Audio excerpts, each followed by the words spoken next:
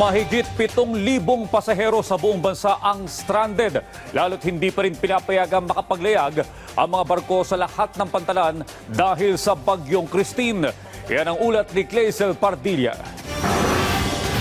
Dahil sa patuloy na pag-ulan, malakas na alon at nananatiling banta ng bagyong Christine, sinuspindi ng Philippine Ports Authority ang biyahe ng mga barko sa lahat ng pantalan sa bansa. Papalo sa 7,313 ang mga stranded na pasahero, pinakamarami sa Bicol at Samar. We have 14 ports which are currently experiencing the effects of the storm.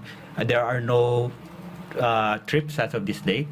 We'd request that the passengers monitor the situation and not proceed to the terminals. Tiniyak ng PPA at DSWD ang pamamahagi ng hot meal at food pack sa mga apektadong pasahero. Iniimbestigahan ng PPA kung sino ang may pananagutan sa 2 barko na sumadsad sa pantalan ng Batangas. Nakaangkla ang mga barko pero tinangay ng malakas na alon. Missing in action ang kapitan ng isa sa mga barko nang mangyari ang insidente na paglabag sa panuntunan ng PPA.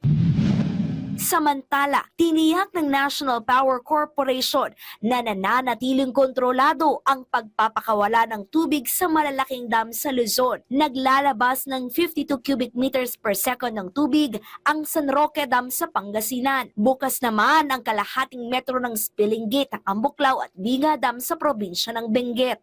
Ina-anticipate po natin na malaking buhos po ng pag-ulan is maagapan po siya at hindi po, kumbaga, iipunin lang po ng ating mga dam. So yung mga releases po dito na ginagawa is very controlled po siya and will definitely not cause flood.